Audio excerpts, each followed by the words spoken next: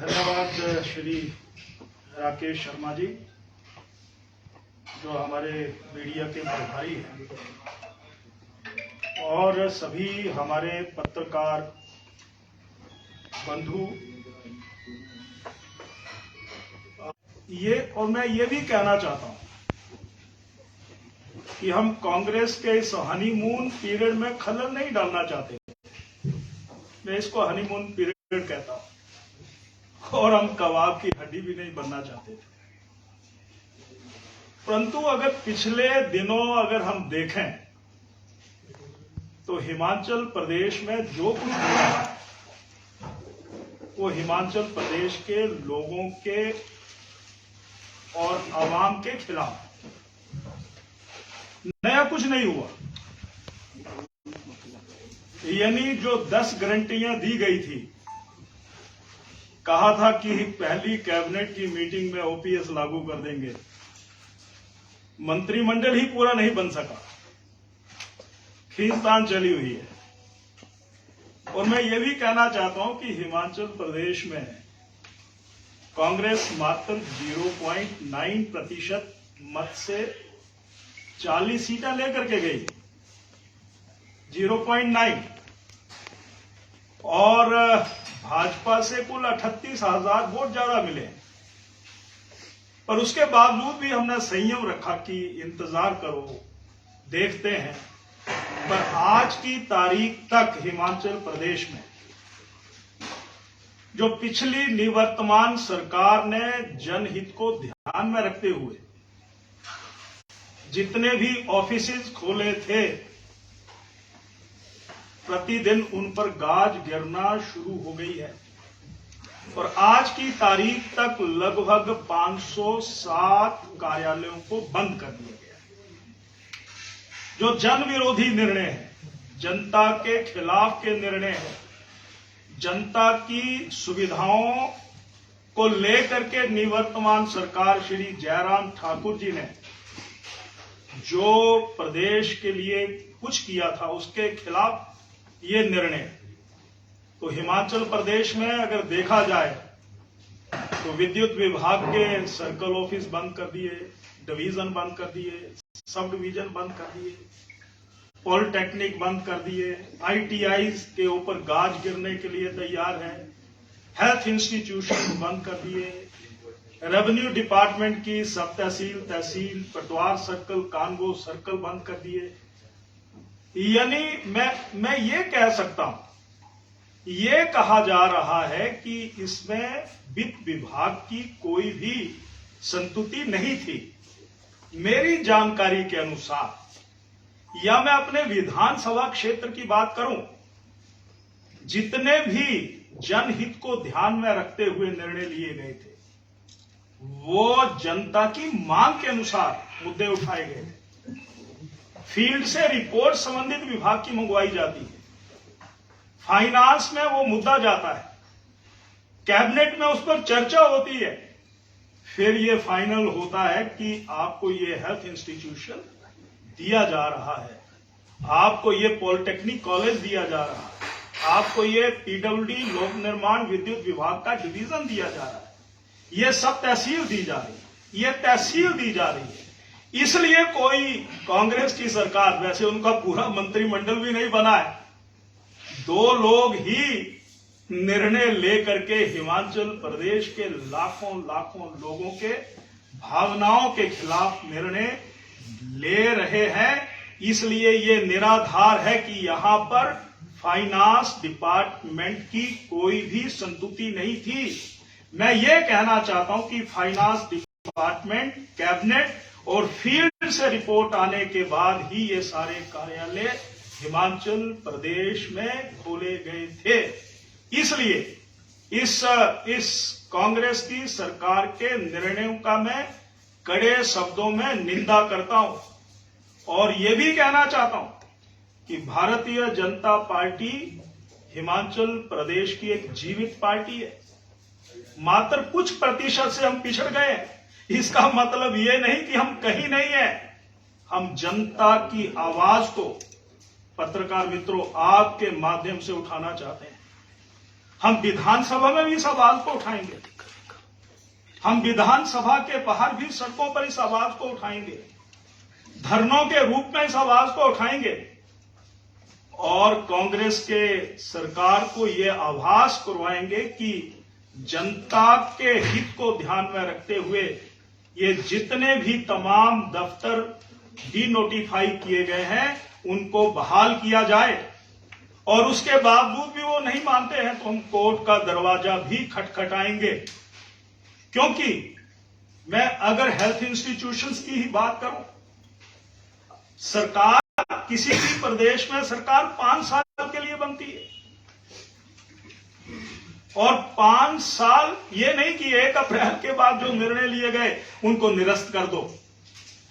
तो मैंडेट तो 5 साल का मिला है, औपचारिकताओं को पूर्ण किया है, फील्ड की रिपोर्ट मंगाई गई है, उसके बावजूद ये कहा जाए कि अप्रैल के बाद के निर्णयों को हम डीनोटिफाई करते हैं, इंस्टीट्यूशन को डीनोटिफाई करते हैं, तो 2017 के बाद 2 साल तो कोरोना खा गया। तो उसके बाद ये सरकार श्री सुखविंदर सिंह जी की, उसने एक ऐसा फैसला लिया कि अप्रैल के बाद के सारे संस्थानों को बंद कर दिया जाएगा। मैं बहुत कड़े शब्दों में निंदा करता हूं।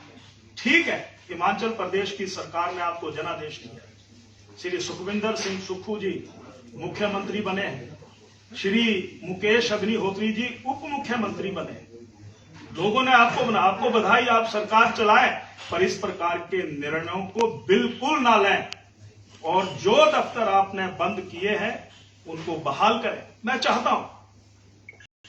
ये चाहता हूं कि आपने कहा था कि 10 दिनों में हम ओपीएस लागू करेंगे, कैबिनेट बनाओ, फैसला करो। आपने कहा था 300 यूनिट बिजली मुफ्त देंगे, आपने कहा था, लोगों ने तो गोबर भी इकट्ठा करना शुरू कर दिया क्विंटलों के हिसाब से कि 2 रुपए के हिसाब से खरीदेंगे। आपने कहा था कि हम हिमाचल प्रदेश में 1 लाख नौकरियां हिमाचल प्रदेश के नौजवानों को देंगे। आपकी जानकारी के अनुसार अभी तक मात्र 63,000 रिक्तियां हैं। कुछ ना कुछ रोड मैप तो बताओ आप। यानी चुनावों में और सत्ता को प्राप्त करने के लिए झूठे आश्वासन दिए गए। यानी हिमाचल प्रदेश में 1500 रुपया 18 साल की के बाद की महिलाओं को देना होगा। 23 लाख महिलाएं, 4,000 करोड़ रुपया चाहिए। वो धन प्रबंधन कहां से होगा? दफ्तर बंद करने से होगा। इसलिए मैं ये कहना चाहता हूं कि ये तमाम निर्णय तुम गारंटियों को लागू करो, परंतु वो नहीं हो रहा जो भाजपा की निवर्तमान सरकार श्री जयराम ठाकुर जी की सरकार ने और उनके मंत्रिमंडल ने हिमाचल प्रदेश के विकास के लिए जो सब कुछ किया था, उन निर्णयों को निरस्त करना, उसकी मैं कड़े शब्दों में निंदा करता हूं। और यह कहना चाहता हूं कि आजकल कोरोना फिर पैर पसार रहा है। हमारी सरकार ने जब कोरोना था तो पूरे देश में, हिमाचल प्रदेश में वैक्सीनेशन में सबसे अच्छा काम किया। मैं इस सरकार से भी आग्रह करना चाहता हूं कि कोरोना पांव पसार रहा है, आप दूसरी तरफ हेल्थ इंस्टीट्यूशंस बंद कर रहे हो, उसके ऊपर कोई विचार नहीं। इसलिए आपको, आपके माध्यम से मैं ये कहना चाहता हूं, मुझे लगा कि अपनी जन भावनाओं को यहां जिला मुख्यालय के पत्रकारों के माध्यम से, चाहे वो इलेक्ट्रॉनिक्स मीडिया के हों, चाहे वो प्रिंट मीडिया के हों, उनके माध्यम से हम अपनी आवाज महामहिम गवर्नर साहब तक भी पहुंचाना चाहते हैं। हर विधानसभा क्षेत्र में धरने दिए जा रहे हैं, जुलूस निकाले जा रहे हैं। 25 तारीख को गवर्नर साहब को भी मेमोरेंडम दिया जाएगा। यानी अब हम जनता के खिलाफ लिए गए निर्णयों को मात्र बैठ करके ही देखने वाले नहीं है, इसके खिलाफ अपना जन आंदोलन और तेज करेंगे। ये मैं आपके माध्यम से सारी बात यहां पर कहना चाहता हूं। ये बदले की भावना से निर्णय लिए गए हैं, जनता के खिलाफ निर्णय लिए गए हैं। इन निर्णयों को श्री सुखविंदर सिंह सुक्खू जी की सरकार तुरंत बहाल करे। ये जनता के साथ धोखा है भाजपा इसकी विरोध करती है, ये मैं यहां पर कहना चाहता हूं। और हिमाचल प्रदेश की जनता के साथ हम कंधे से कंधा मिला करके खड़े हैं, खड़े थे, खड़े हैं और खड़े भी रहेंगे, ये मैं कहना चाहता हूं। शुक्रिया।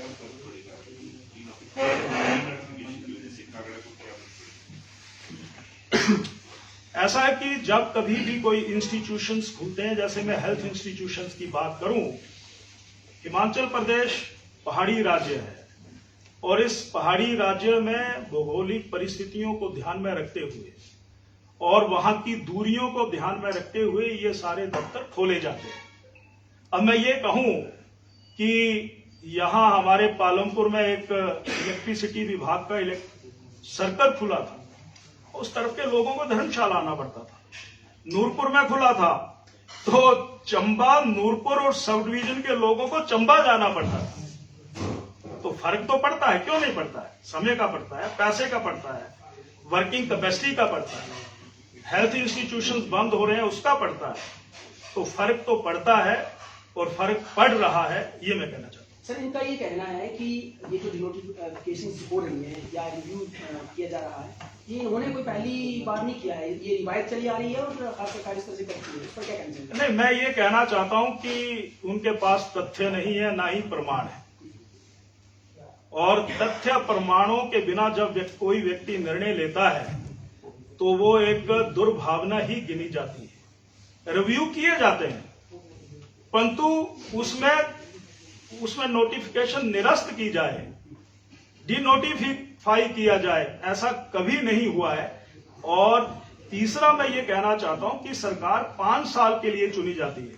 मुझे तो बहुत से कांग्रेस के एमएलए के भी टेलीफोन आए, कुछ उनके वर्कर्स के भी टेलीफोन आए, कृपया करके सरकार तक इस आवाज को आप संवाद के माध्यम से, आंदोलन के माध्यम से पहुंचा दें।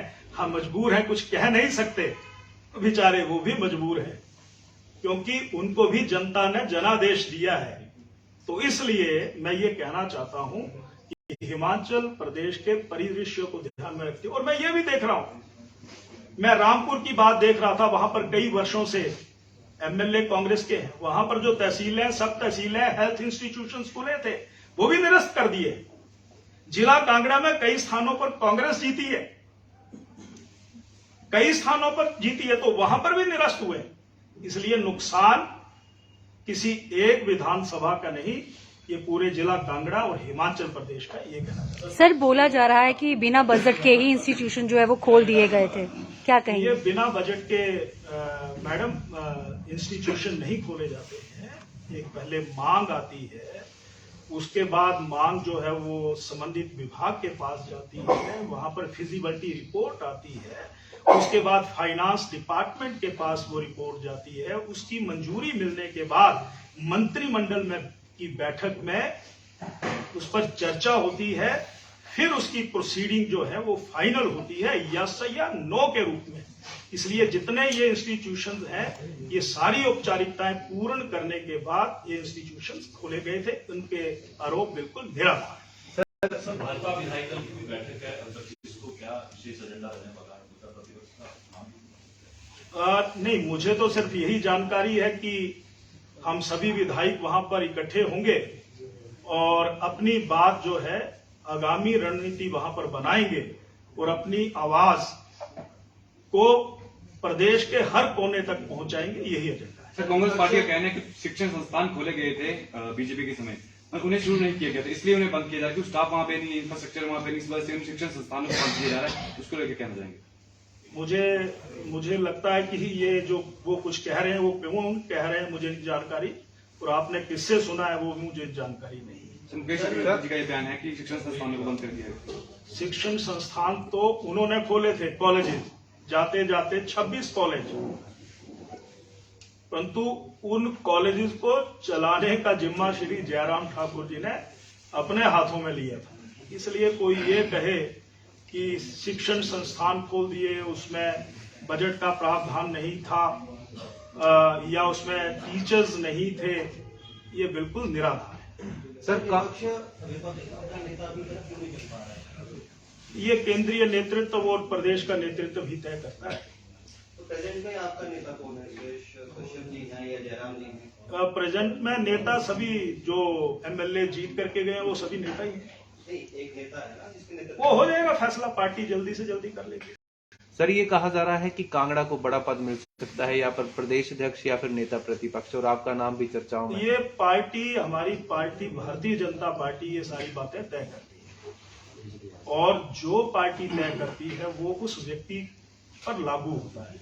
हमारी पार्टी में ना प्रतिस्पर्धा है ना लॉबिंग है, वो उनको छोड़ रखी है, जिनसे अभी तक भी मंत्रिमंडल नहीं बन रहा है।